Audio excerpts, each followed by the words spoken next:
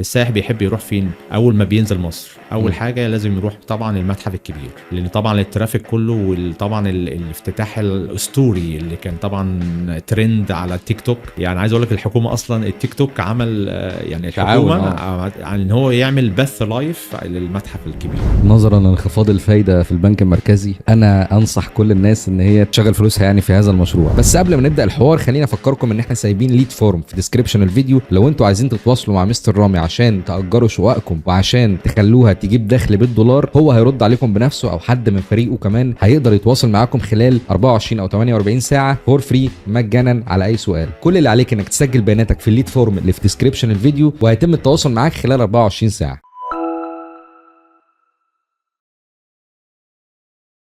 اهلا بيكم في حلقه جديده من بودكاست عقار. النهارده حلقه مختلفه جدا لان احنا متعودين دايما في بودكاست عقار نكلمكم عن البيع والشراء والعقارات. النهارده برضه هنتكلم عن العقارات بس بطريقه مختلفه. كلنا عندنا شقق او معظمنا عندنا شقق او جمهور بودكاست عنده شقق بس مش عارف يأجرها ازاي او يستفاد منها ازاي، دايما بيفكر في البيع واعاده البيع. لكن النهارده هنتكلم ازاي تستفاد منها في الايجارات وليه تأجرها بالجنيه المصري بالشهر لما ممكن تأجرها باليوم وبالدولار لجمهور كبير من السائحين اللي بيزوروا مصر الفتره دي. هنعرف اكتر عن الحته دي لان احنا مستضيفين النهارده مستر رامي ترافل كونسلتنت ومرشد سياحي. بس قبل ما نبدا الحوار خلينا افكركم ان احنا سايبين ليد فورم في ديسكريبشن الفيديو لو انتوا عايزين تتواصلوا مع مستر رامي عشان تاجروا شققكم وعشان تخلوها تجيب دخل بالدولار. هو هيرد عليكم بنفسه او حد من فريقه كمان هيقدر يتواصل معاكم خلال 24 او 48 ساعه فور فري مجانا على اي سؤال. كل اللي عليك انك تسجل بياناتك في الليد فورم اللي في ديسكريبشن الفيديو وهيتم التواصل معاك خلال 24 ساعه. اهلا بيك مستر رامي.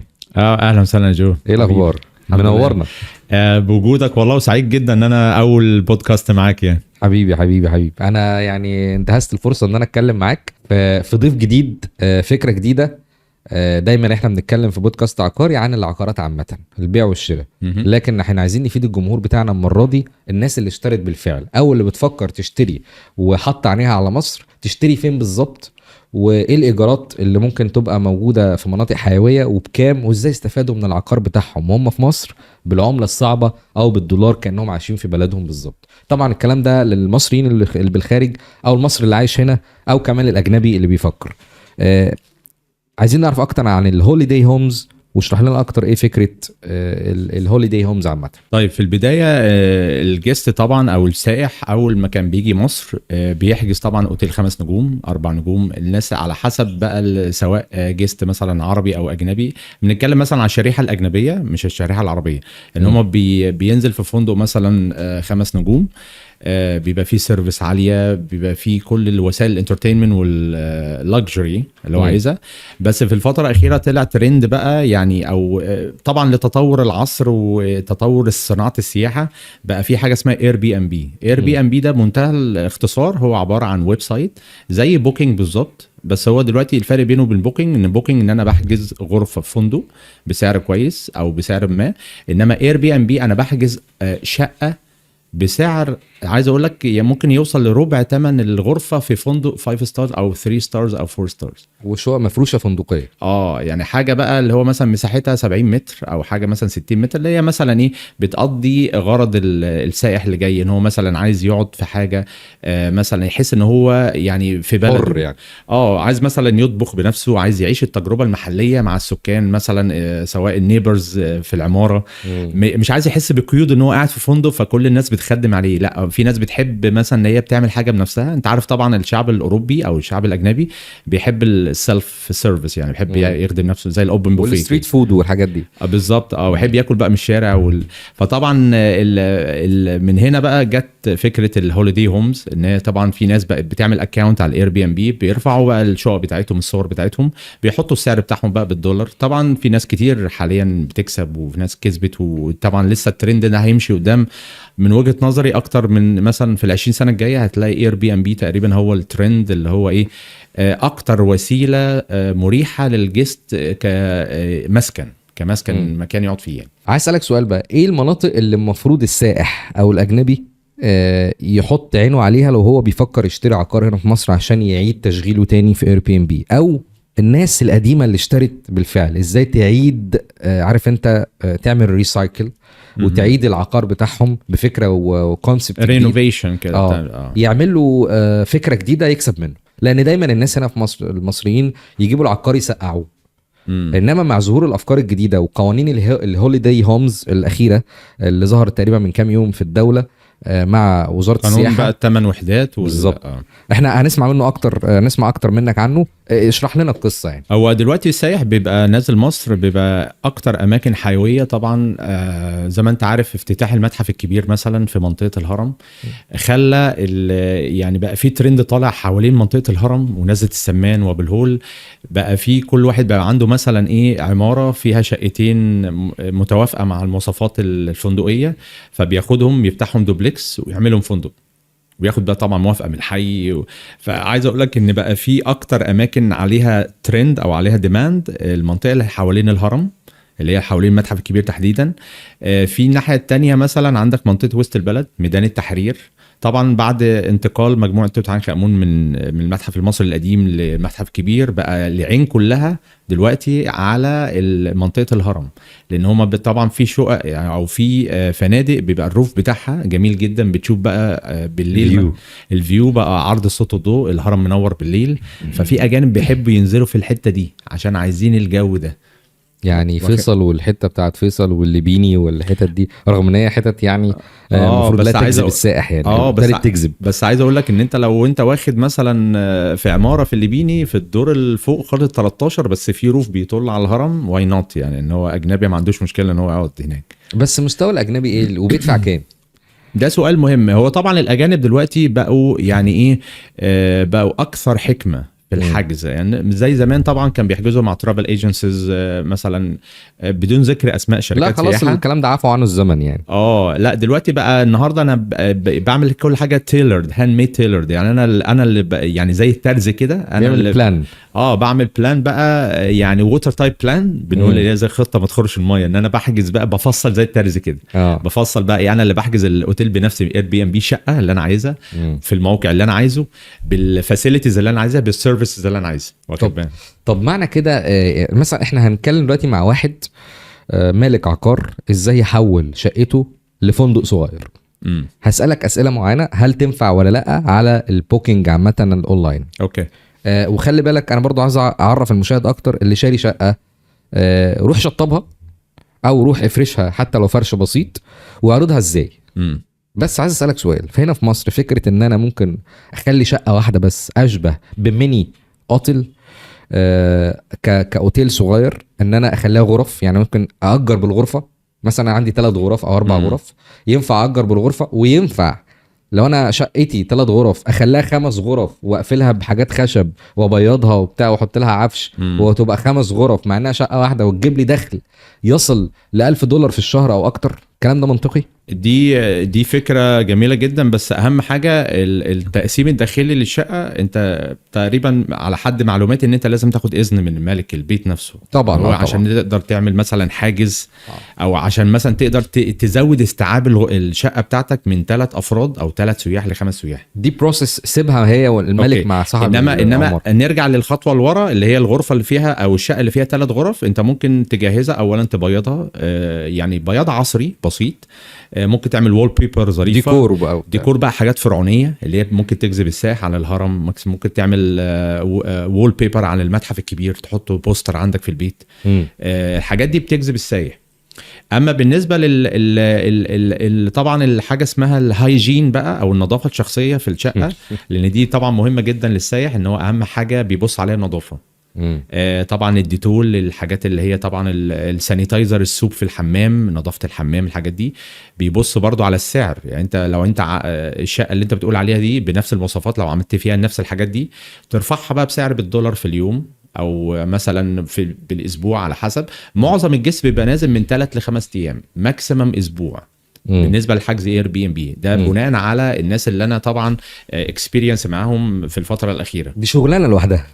يعني محتاجه، يعني لو حد جالك مثلا من اللي بيسمعونا قال لك مستر رامي انا عايزك تدير لي القصه دي، انت بتاخد عموله على هذا؟ انت طبعا الاستشاره مجانيه انا فاهم ده، بس هل انت بتاخد عموله مثلا يقول لك طب والنبي امسك لي بقى الشقه دي شطبها لي وقسمها لي 5 غرف واديني الديكورات بتاعتها وحطها عندك على الاونلاين تشانلز وظبطها لي كاونلاين ادز وهات السائح وتعامل مع البروسيس كلها واديني فلوسي في الاخر، الكلام ده لا تقدر هي تعمله؟ طبعا اقدر اعمل ده، لان انا طبعا عندي رؤيه. يعني الحاجات اللي هي مثلا بالنسبه للديكور اقدر اعمل له ريكومنديشن على اهم الصور الفرعونيه اللي يقدر يحطها تبقى كاتشنج ايز للجست السائح. يعني انت بتستشيره انا هحط ده واحط ده، او هو يسيب لك الدفه بالكامل انت تديرها له طبقا لدماغ السائح؟ بالظبط. وطبعا في الاخر بقى باخد كوميشن، يعني عشان طبعا انت بتبذل مجهود، اللي هو طبعا سايب لك الليد كله في الموضوع، انت واخد طبعا ده شغلك يعني. بالظبط. فهي طبعا، وفي ناس كتير اوريدي ابتدت تعمل معايا الشغل ده وفرحانين بالكوميشنز، ومش موضوع اصلا مالي على قد ما هو اصلا فرحان بفكره ان الجست جاي يقعد في بيته. ده حاجه تاني، او بيته ابتدى يبقى فندق. بالظبط. وطبعا طبعا في حاجه اسمها تستيمونيال فيديوز بقى، اللي هو الفيديو الشهاده يعني يعني فيديوهات حد بيشيد عنك يعني. بالظبط. الفيدباك فيديو من الجست بقى عن في اخر اليوم او اليوم اللي هو مسافر فيه، بيعمل بقى فيديو، يعني فيديو فيدباك على تجربته في الشقه بقى. دي فكرتك دي. بالظبط. دي عامله ترند رهيب على السوشيال ميديا دلوقتي. يعني دي حاجه اسمها اللايف اكسبيرينس على اير بي ام بي. على الاكونت بتاعك اللي انت بتعمله بيبقى فيه اوبشن كده، بتخش بتلاقي مكتوب لايف اكسبيرينس او سوشيال اكسبيرينس. الناس اللي هي مثلا ايه بتحب مثلا الحاجات البسيطه، يعني السايح مثلا مش عايز ياكل في مطعم هاي كلاس، هو عايز ياكل مطعم شعبي زي الكشري، عايز مثلا ممكن ياكل من بتاع البطاطا اللي في الشارع، عايز يدوق البطاطا اللي في الشارع، الاكل الشارع يعني. دي اسمها لايف اكسبيرينس. هو الاجانب دلوقتي بيحبوا الجو ده، وعلى فكره مستعدين يدفعوا فلوس لحد ينزل، بس لمجرد ينزل معاهم يرويهم الاكسبيرينس دي. انت متخيل؟ يعني الموضوع مش بقى مرشد سياحه بس، هو ممكن مثلا يحجز جايد عشان بس ان هو ينزل يتمشى معاه بالليل ويشوف بقى القاهره بالليل، الفلوكه في النيل، الجو بتاع كايرو باي نايت ده. بس هو بتعرف تتكلم لغته على الاقل يعني. طبعا بالظبط، لازم يكون طبعا معاك اللغه اللي هي طبعا سلاح الكوميونيكيشن مع الاجانب. انا عايز اقول لك بعيدا عن اللغه، دلوقتي ظهر حاجه جديده من ضمن احنا بنتكلم عن التكنولوجي الاونلاين. ظهرت ان الايربودز بتاعت الايفون عملت اوبشن جديد لسه جديد بيترجم. يعني احط في وداني، احط الايربودز في وداني وانت تحط ايربودز في ودانك، او ما تحطش وانا اتكلم عربي وانت تسمعني انجليش، والعكس صحيح، انت تتكلم انجليش وانا اسمعك عربي في وداني. لان ان المايك بتاع الموبايل بتاع الايفون بيلقط لو اللي قدامي بيتكلم انجليش يلقط الانجليزي بتاعه فاسمعه انا عربي. بالظبط. وهكذا، وانا اتكلم هو يسمعني من موبايل، يعني سماعتين شغالين في بالتوازي. زي النضاره بتاعت ميتا الاخيره، النضاره بتلبسها فيها اوبشنز اصلا ترجمه، يعني النضاره بتجيب لك اصلا يعني البريفيس بتاع الايفون او الاندرويد، وبتختار يعني بالسنسور، تختار بسنسور كده، او مثلا ممكن برمشه عينك بتختار الاوبشن نفسه. انا بس مش عارف العربي لسه تم دمجه ولا لا، ولكن على الاقل الفكره اتعملت. فحتى لو انت ما بتعرفش تتكلم انجليش كويس، بقى في اوبشنز تساعدك ان انت تأجر شقتك وتجيب حد زي مستر رامي وممكن هو ينزل مكانك، او انت تنزل تاخد اكسبيرينس مع السائح وهكذا. انا عايز اقول لك حاجه كمان طبقوه في المتحف الكبير بعد الافتتاح، ان انت من ضمن البوكينج بتاع السائح ان هو بيحجز تذكره، ممكن تحجز حاجه اسمها اللي هو السماعات الايربودز اللي انت بتتكلم عليها، بس في المتحف من غير جايد، يعني حطها والجايد بقى هو بيختار اللغه بقى، انجلش فرنش سبانيش ايطاليان وات ايفر. ممكن يبقى هو ماشي اصلا في المتحف زي السماعات الوايرلس كده، بيسمع مرشد خاص، بيسمع بقى شرح بقى رمسيس الثاني والحاجات الاثريه دي. ده عشان ما يعملوش فكره الزحمه والتكنولوجي تخش. ده بالنسبه للانديفيدوالز، الناس اللي هي مثلا جايه لوحدها، يعني سولو ترافلر اللي هو مثلا دي بيبقى ليها تيكت اكسترا فيز في الاونلاين. طبعا دلوقتي بالنسبه للحجز المتحف حاليا بقى اونلاين، لان طبعا الترافيك عليه جدا. عايز اقول لك تاني يوم افتتاح المتحف في اكتر من 25,000 سائح زاروا المتحف المصري، المتحف الكبير. في رواج في البلد رهيب. طبعا، وده طبعا بينعكس على موضوعنا اللي احنا بنتكلم فيه النهارده، العقار بقى النهارده. انا عايز اقول لك مثلا حفله انيما لو انت عارفها، اللي هي كانت في الهرم من كام قبل الافتتاح باسبوع. عايز اقول لك سعر الليله في الفنادق اللي حوالين الهرم وصل $1,000. واو. انت متخيل ان في سائح جاي بلده، يعني جاي بلدك عشان يحضر الحفله وتاني يوم مسافر تاني. الحفله نفسها تذكره لوحدها $500. ده بلس ان هو واخد $1,000 في الليله. يعني عايز اقول لك في ديماند رهيب على الغرف حوالين الهرم عشان بس يحضروا الحفله. اللي سبق كل النبأ. ولو انت قلت له اي سعر كان هيوافق بيه. بس أيوة. اصلا ما كانش فيه، كان فول أيوة. كومبليت. انا شايف ان واحنا بنتكلم على العقار ده هو اغلى سلعه موجوده في الكوكب تقريبا، يعني من ضمن الاغلى حاجات يعني، والانسان بيشتغل عشان في الاخر يحط فلوسه في اصول. مهما كان هو بيشتغل ايه دايما تلاقيه بيحط فلوسه في اصول. احنا عايزين نستفاد من القصه دي اكتر. انا معلش بزن عليك في الحته دي، تدينا المعلومات اللي عندك كلها وتقول لنا ممكن يكسب كام، وهل المناطق اللي قريبه من الهرم بس او المناطق السياحيه، يعني مثلا احنا بنتكلم في الغردقه، بنتكلم في شرم عندك الشيخ، في الساحل بنتكلم في العلمين الساحل، الجديده، بنتكلم في العلمين، بنتكلم في الهرم. سؤال بقى، لو حد شاري شقه اوريدي او هيشتري شقه بس هو دماغه ان هو ياخدها سكن وعقبال ما ينزل مصر او عقبال ما تتشطب هو ساكن في حته تانية، فعايز يظبطها كده ارديحي زي ما بنقول، ويظبطها ويصورها حلو انت بتعمل خدمات ايه؟ يعني انت دلوقتي بتصور الشقه وبتفرشها طبعا الكلام ده على حساب العميل انا فاهم، مش على حسابك، بس انت بتنسق انك تقوم بالخدمه دي. وفي المقابل بتديني منتج اخير، المنتج ده يشوفه السائح يديك عليه فلوس. انا ككلاينت عايز اعرف. هو يعني مثلا انت عندك شقه مثلا، فانت بتيجي تقول لي يا رامي انا عايز مثلا استفيد منها ماليا، او بالنسبه للسائح اعمل ايه؟ فانا بقول لك مثلا 1 2 3 4 من ضمن الحاجات ان انت مثلا تكون زي ما احنا قلنا قبل كده، ان انت تكون مشطبها تشطيب كويس. انا بديك رؤيتي انا كحاجه كاتشنج اللي هي ممكن تشد عشان انا عينك عين السائح، عين السائح بالظبط. بديك بقى الحاجات اللي هي اللي اقول لك مثلا ايه، النظافه، خلي بالك من الهايجين بتاع الشقه نفسها. حاول تكون مثلا ايه، لو انت مثلا في عماره ما فيهاش اسانسير يبقى خليك مثلا في دور قريب، عشان مثلا لو جست كبير في السن ما يطلعش كتير. يعني انا بديك الحاجات اللي هي ممكن تكون حد شاري في الدور الثالث هنعمل ايه؟ لا اللي شاري يعني واخد بال، بتعوضها له بحاجات تانية، يعني مثلا تخلي الشقه لاكجري اكتر، حط فاسيلتيز جوه الشقه اكتر بالظبط. عوض لي فكره الدور اللي ما فيهوش اسانسير ده، يعني انت بتدي له نصايح من هذا القبيل. يعني بعرف برضو، بدي حاجه اسمها تيبس اند تريكس للسائح، ان انا مثلا الشقه دي كذا، عيوبها كذا كذا ومواصفاتها لازم تبقى بس دايما غالبا مميزاتها بتطغى العيوب. يعني دايما غالبا ان انا بحاول ازود من مميزات الشقه.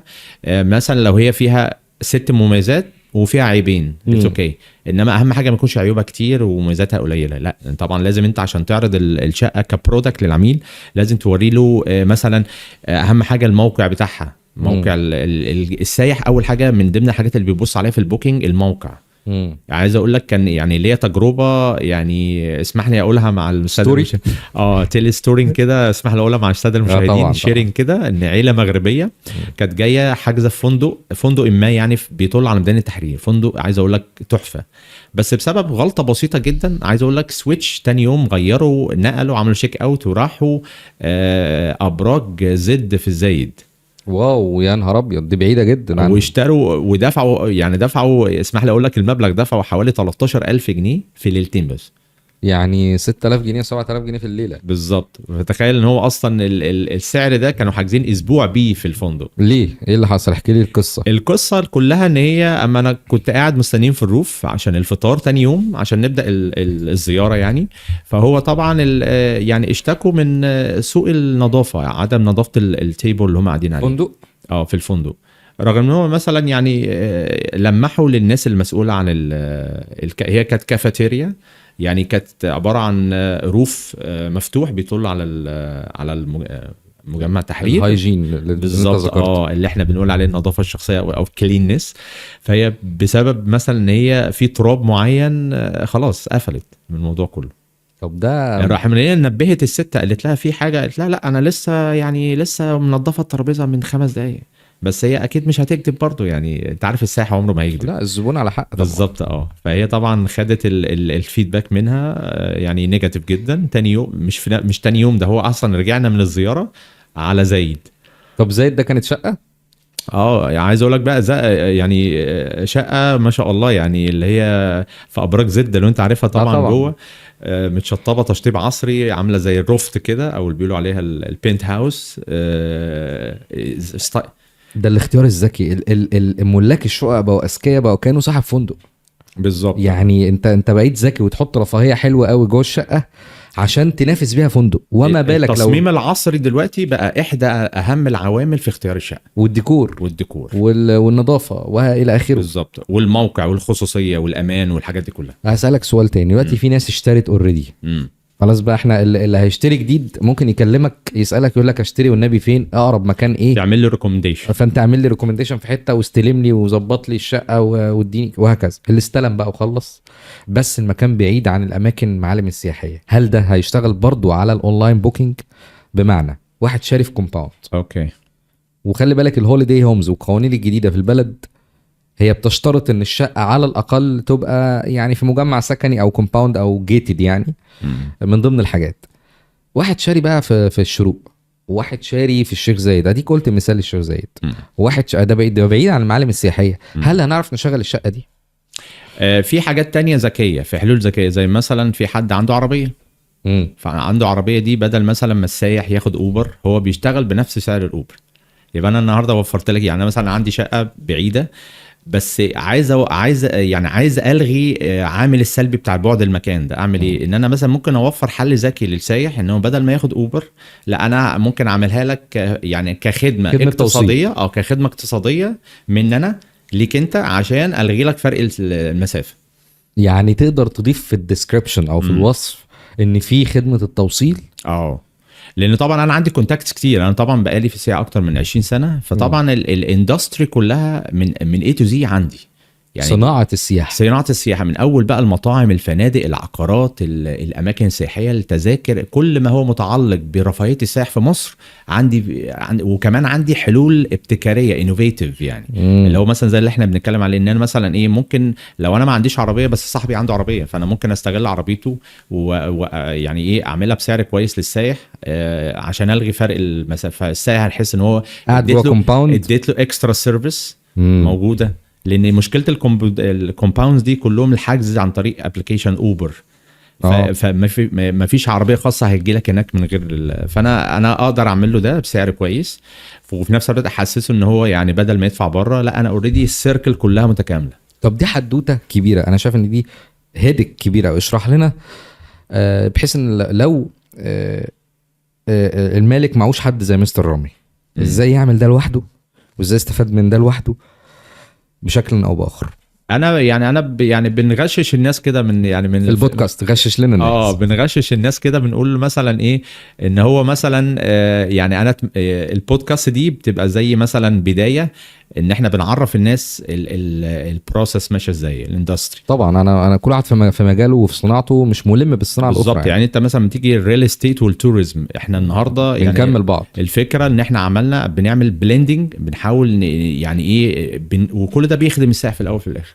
من اول خدمه، من اول ما بيجي من المطار لغايه ما يسافر المطار تاني، من اول ما بيجي المطار بيدور على حد يوصله، يبقى في عربيه، بيدور على مكان كويس، لوكيشن كويس، يبقى عندنا شقه في موقع كويس، بيدور على النظافه، بيدور على سعر كويس، الامان، بيدور بقى على ان هو عايز يعيش حياته اللي هو ممكن ما بيعيشهاش بره، اللي هو يبقى قريب من السكان المحليين، ياخد بريميوم سيرفيس يعني. وده اللي السائح بيركز عليه الفتره الاخيره، ان هم بيحاولوا يعيشوا اللايف، يعني لايف ستايل كده زي ما بيقولوا. انا عندي شقه في الشروق، غششني اعمل ايه؟ اعمل ايه؟ مش مفروش ومش متشطبه لسه، او مش لا متشطبه بس مش مفروشه. يعني انا انصحك مثلا انصحك في الاول ان انت تشطبها تشطيب كويس، طبعا عشان عارف الاسعار الدنيا اختلفت دلوقتي، البنى والتشطيب عن زمان. بس يعني انت شطبها وافرشها فرش عصري بسيط، يعني الاجانب ما بيحبوش البهرجه في الفرنيتشر.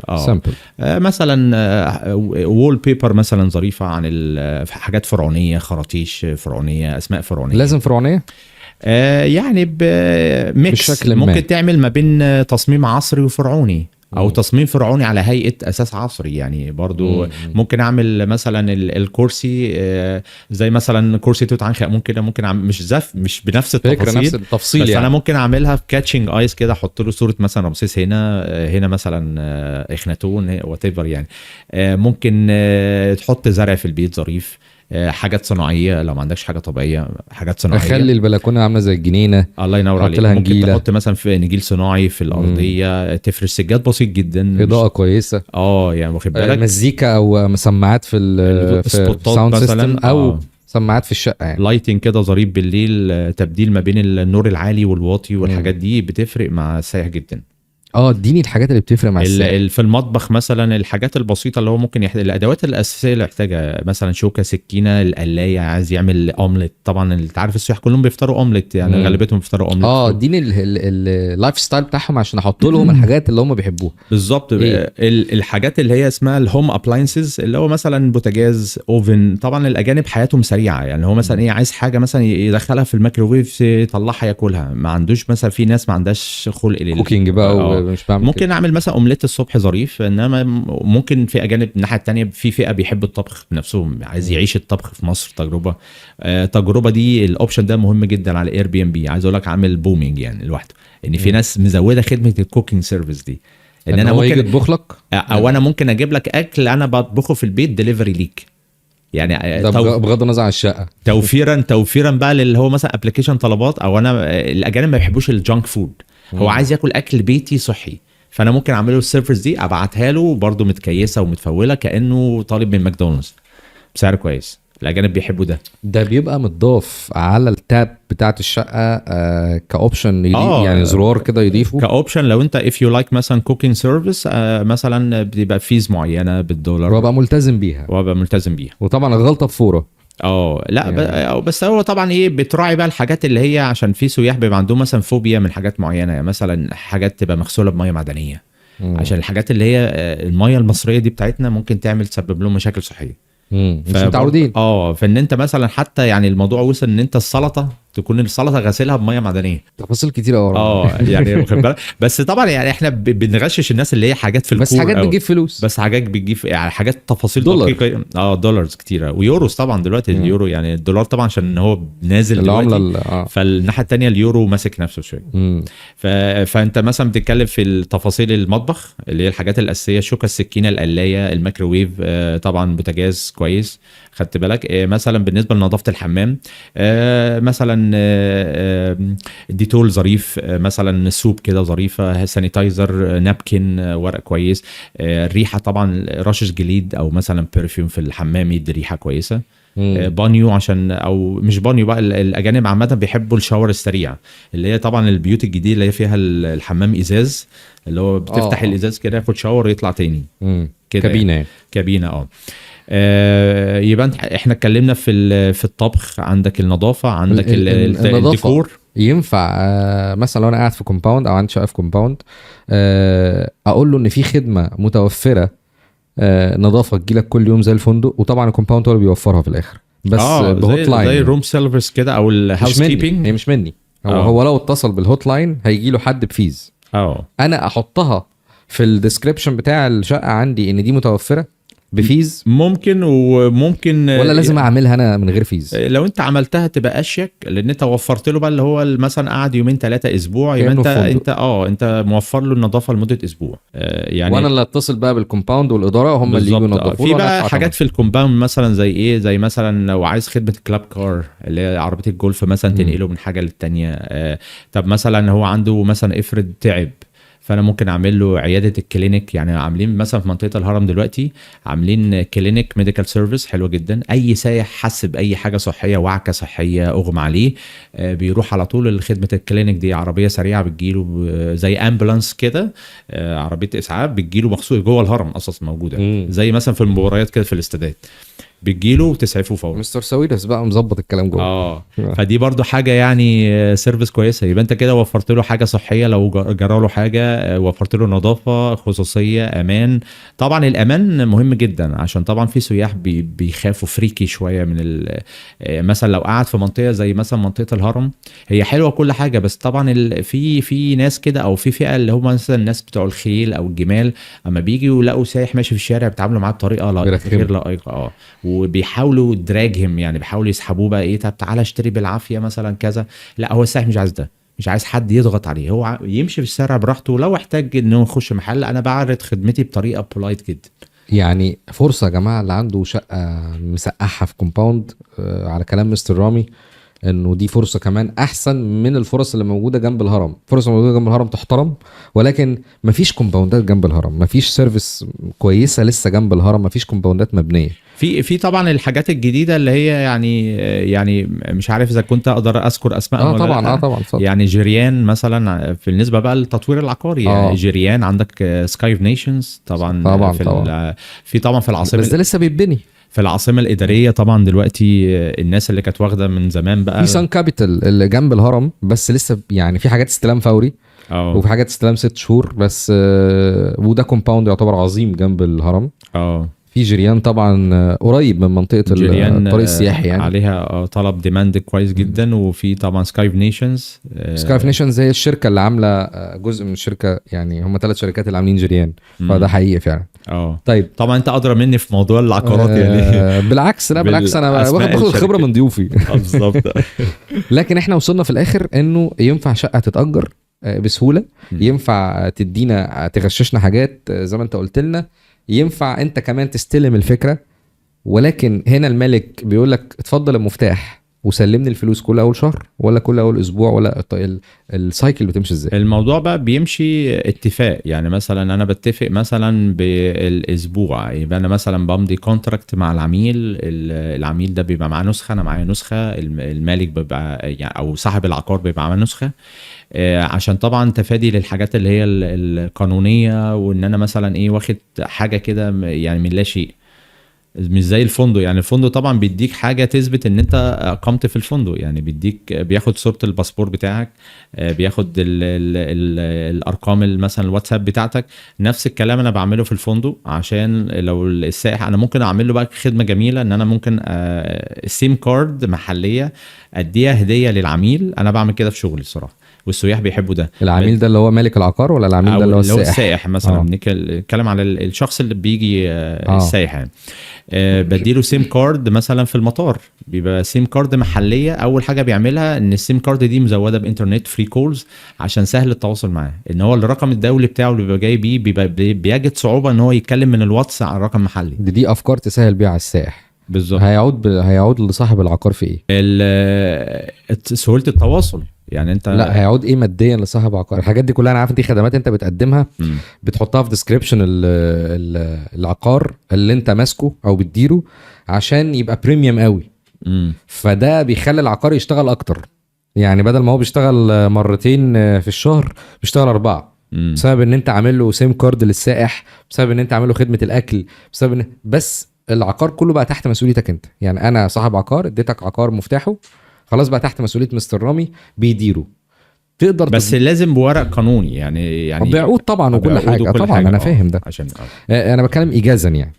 لكن انا هستفاد ايه ماديا؟ يعني تقدر تضمن لي رقم معين، ولا ده حسب اللوكيشن وحسب التشطيب وحسب الخدمات وحسب على حسب انت طول ما انت يعني عملت الحاجات اللي احنا بنتكلم عليها دي في السيركل بتاعت الشقه. يعني مثلا من اول التشطيب للبرايفسي للموقع للنظافه للسعر، الحاجات دي كلها دي اكيد بتعود على المالك والسائح بتجربه مفيده. زائد ان انت مثلا السائح انت ممكن تطلب منه ان هو ممكن يعمل فيدباك. ان يعني في ناس كتير بيعملوا الموضوع ده. السائح مثلا بيعمل تيستمونيال فيديو من جوه الشقه نفسها، بيقول له يا جماعه بصوا انا النهارده شايف ده مثلا، يعني بيعمل كده فيديو. الفيديو ده اصلا كماركتينج رهيب، لان السائح بيحب الريكومنديشن. انا عايز اقول لك كاجانب بالذات الكلمه بتفرق معاهم. يعني انا كسائح، انا كمرشد سياحي، الكلمه اللي انا بطلعها من بقي بتفرق في السائح جدا. انا بقول له يمين طبعا، بعد طبعا بناء ثقه، يعني بناء طبعا فيرست امبريشن، وبناء علاقه يعني بسيطه من اول ما بقابل السائح. يعني بكلمه بشكل فريندلي، انا اسمي كذا، طب انت جاي منين، بتعمل ايه، طب ايه. من خلال معلومات بسيطه بجمع سوفت وير في ثانيه عن احتياجاته والنيدز بتاعته، فانا بالتالي بقدر ارشح له حاجات بسهوله جدا. هل التشانلز اللي تحت ايدك اللي انت بتسوق بيها العقارات والخدمات، انت بتضيف قيمه للعقار مهمه جدا، وهي اضافه خدمات عجباني فيك؟ سيم كارد، اكل، نظافه، اسعاف، حاجات هو يحس انه متامن قوي يعني. الموضوع هو ممكن يوصل احيانا ان هو ممكن للكلوزنج بقى، اللي هو اللبس بقى. انا ممكن اوفر له خدمه لبس، بس اقول له اديني المقاس بتاعك. بس هو بيبقى جايب هدوم، ممكن بالظبط، توفر له مكوى بقى يعني خدمه المكوى انا نفسها. اقصد دي يعني مثلا حته اللوندري، او مثلا يعني لو عنده مشكله في اللوندري في البيت انا اقدر اعمل له خدمه اللوندري دي اللي هي الغسيل والمكوى والنظافه بس انت كمان تقدر توفر له فكره المشتريات. انت مدلع على العميل قوي يعني، مدلع على ما هو السائح. اصلا احنا بنحاول يعني نستفيد من بلدنا، يعني بنحاول نظهر بلدنا بشكل لائق للسائح. ان انت تعالى مصر امنه جدا، عشان دي كانت فتره ان هي مثلا الموضوع، دلوقتي لا، الموضوع اختلف جدا جدا، يعني تطور مذهل. بقت النهارده ازاي تستفيد من شقه بسيطه تدخلك عائد مادي جنب شغلك لو انت شغال في الحكومه او وات ايفر. تاني حاجه بتضمن لك ان انت النهارده دي ممكن تاخدها بقى لونج تيرم بزنس انفستمنت شغلك بقى. بالظبط. طب تقريبا الحد الادنى من المكسب من العقار والخدمات اللي جنبه؟ ده سؤال مهم جدا. الحد طبعا الأدنى. الحد الأدنى. الترافيك حاليا دلوقتي على 3-4 اماكن في مصر: القاهره، غردقه، شرم، الساحل. ودول اللي عليهم ديماند. طبعا القاهره، عشان فين في القاهره بالظبط؟ هنقدر نقول عشان المنطقه اللي هي محيطه بالمتحف الكبير. عندك مثلا في الزمالك، المعادي، مدينه نصر، دول اهم 4 اماكن حيويه. متوسط مثلا السعر في عند حوالين مثلا المتحف الكبير، يعني في اليوم ممكن توصل من 2000 ل 3000 جنيه في اليوم. بالنسبه لشقه مثلا مساحتها 70 متر، اللي هي مثلا اوضتين وصاله، واخد بالك. في الغردقه بقى وشرم. في الغردقه وشرم بتوصل من 4 ل 5 في اليوم. طبعا في الساحل بتزيد. الساحل طبعا مواسم ومارينا بقى، والجو بتاع واخد بالك، فممكن توصل ل 8-9,000 جنيه في اليوم. هكمل معاك الحديث، ولكن عايز اطلع فاصل. وما تنسوش ان احنا سايبين لكم ليد فورم في ديسكريبشن الفيديو عشان تتواصلوا مع مستر رامي ترافل كونسلتنت مباشره فور فري، سواء هو او فريقه هيتواصل معاكم خلال 24 ساعه تسالوه عن اي حاجه تطويرا للعقارات بتاعتكم، او لو انتوا بتفكروا تشتروا كمان في مصر. فاصل ونرجع تاني. ورجعنا لكم تاني في بودكاست عقاري، ومعانا ضيفنا اللذيذ مستر رامي ترافل كونسلتنت ومرشد سياحي. ما تنسوش قبل ما نكمل حديثنا مع مستر رامي، احنا سايبين لكم ليد فورم في ديسكريبشن الفيديو لو انتوا عايزين تتواصلوا مع مستر رامي عن ايجار الشقق، او تفاصيل ازاي تتأجر، او لو عندكم عقار متسقع وعايزين تشغلوه وتستفادوا منه كايجار. مستر رامي هيساعدكم جدا هو فريقه في الامر ده. نرجع بقى لمستر رامي. مستر رامي، عايز اعرف احصائيات اكتر، وايه اللي خلى الدوله تنتبه مؤخرا للقانون الجديد بتاع الهوليداي هومز اللي هو بقاله تقريبا كام يوم؟ ايه الفكره ان انت النهارده مع زياده عدد السياح القادمين لمصر، النهارده في اخر احصائيه في الوقت اللي احنا لغايه هذه اللحظه اللي انا فيها معاك 15 مليون سائح بيزور مصر. في توقعات مع نهايه شهر ديسمبر 2025 هيزيدوا ل 18 مليون سائح. 2026 انت داخل بنسبة يعني 20% في زيادة الأجانب، يعني 22 مليون في 2026.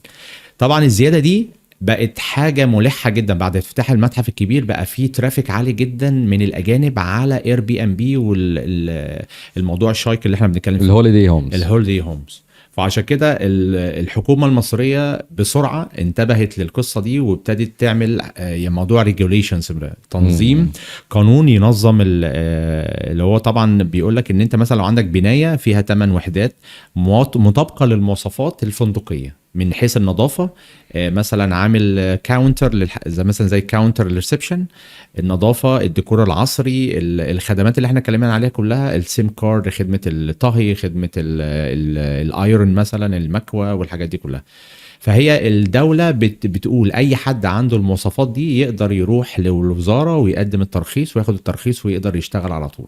ده للناس اللي عندها بناية او بنين عمارات وعايزين يخلوها تبقى هوليداي هومز، صح؟ لكن اللي عنده شقق يقدر يخلي شقة واحدة بس شقة اجازة عادي. بالظبط. اللي هو طبعا من خلال اير بي ام بي، يعني دلوقتي مش اير بي ام بي بس، بقى التشانلز الاونلاين كلها بالظبط، يعني حسب الماركتنج اللي انت بتعمله.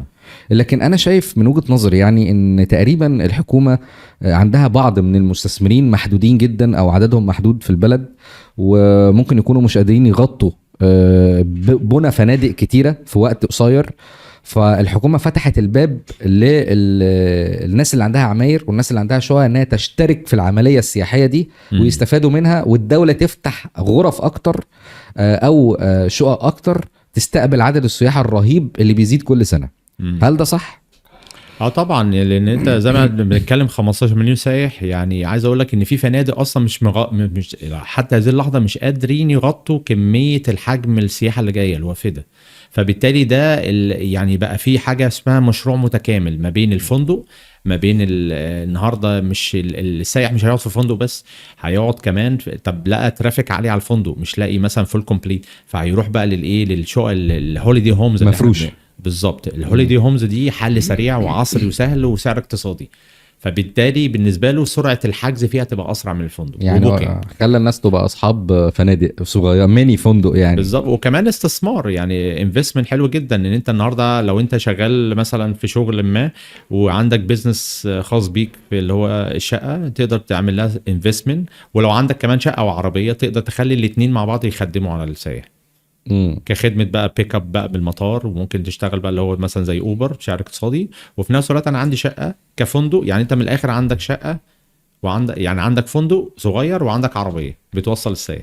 مشروع بالذات يعني مش محتاج اي حاجه تاني. ولو والدتك بتعمل اكل حلو كمان دخل لنا الفكره دي بالظبط. انا اختي اصلا مدخله معايا في المشروع. يعني اختي لها طبعا يعني كوكينج فظيعه، بيك شيف حلو نجرب. جدا. بتعمل بقى اكلات مصريه وخليجيه اماراتيه، يعني على حسب لبنانيه يمنيه، على حسب النوع الاكل. انت بس اديها الريسيبي وهي اديها الميعاد يا باشا، خلاص انا جاي عندكم. بالظبط.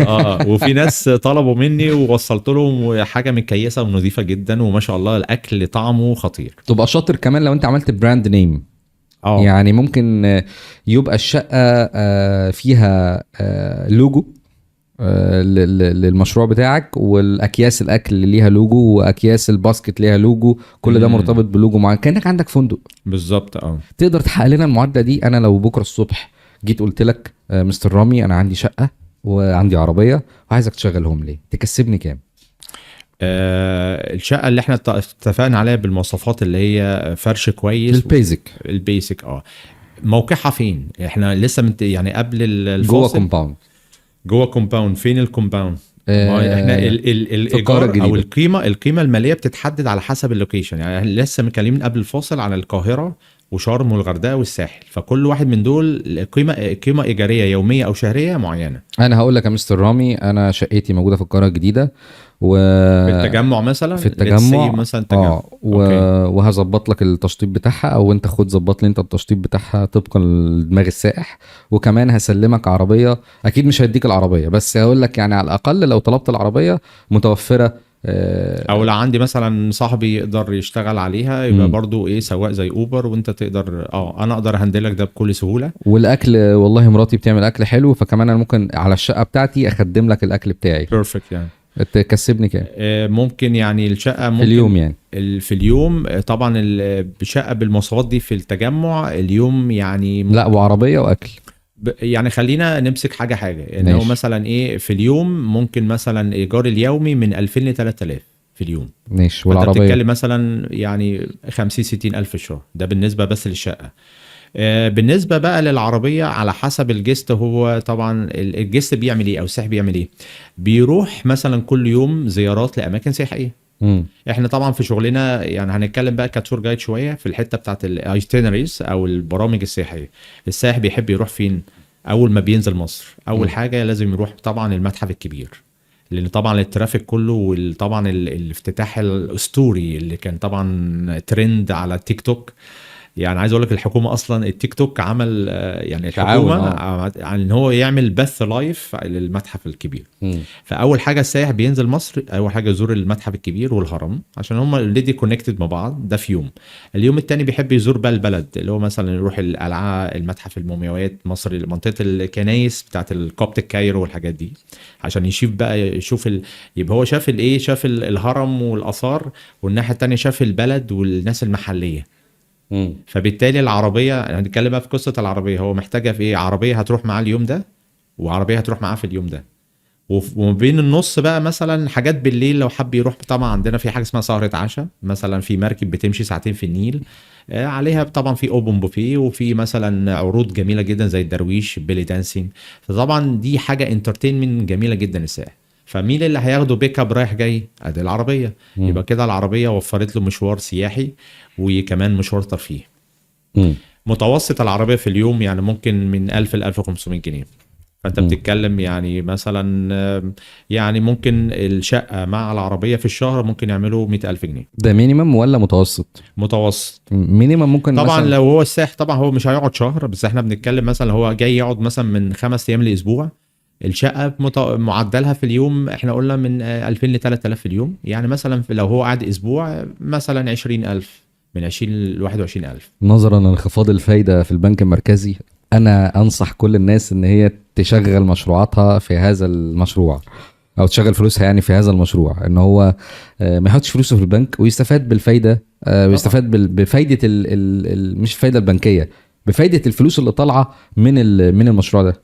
عايز اقول لك يا جو، رجال الاعمال دلوقتي ما عندهمش حسابات في البنك، عندهم حاجه اسمها سيوله ليكويديتي. يعني يعني فلوس بيعرف يشغلها فين، بتجيب فلوس.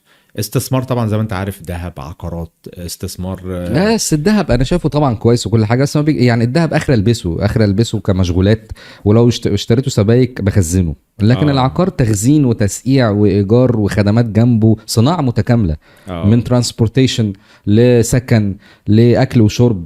انا عايز اقول لك كمان ان الافتتاح المتحف انعش سوق العقارات، لان سوق الحجارات كان في فتره اخيره يعني مش بنفس القوه بتاع زمان.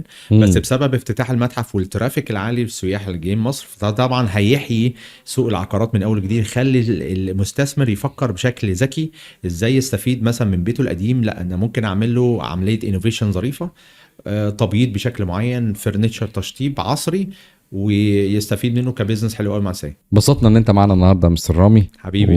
تسلم والله. اتمنى اكون يعني حلقه مفيده للساده المشاهدين، ونقدر يعني عملنا سبوت لايت على حاجات ممكن تكون يعني هم مش واخدين بالهم منها، بس هتبتدي ياخدوا بالهم منها. دي قشور، دي حلقه انا مسميها قشور، لكن لسه احنا هنستضيفك مره واتنين وناخد منك معلومات اكتر.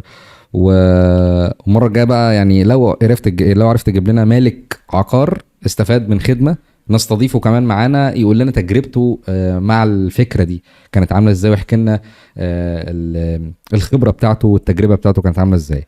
ما تنسوش ان احنا سايبين لكم ليد فورم في ديسكريبشن الفيديو لو انتوا عايزين تتواصلوا مع مستر رامي، ترافل كونسلتنت ومرشد سياحي، عن اي حاجه تخص صناعه السياحه والعقارات السياحيه والهوليداي هومز وما الحاجات اللي جنبها وكل الحاجات اللي ممكن تشغل الصناعه دي. مستر رامي بيقدم النصيحه فور فري، كمان هو معانا النهارده بيقدم لنا النصيحه لكل المشاهدين فور فري. سجل بياناتك وخلال 24 ساعه هو او حد من فريقه هيتواصل معاك مباشره فور فري.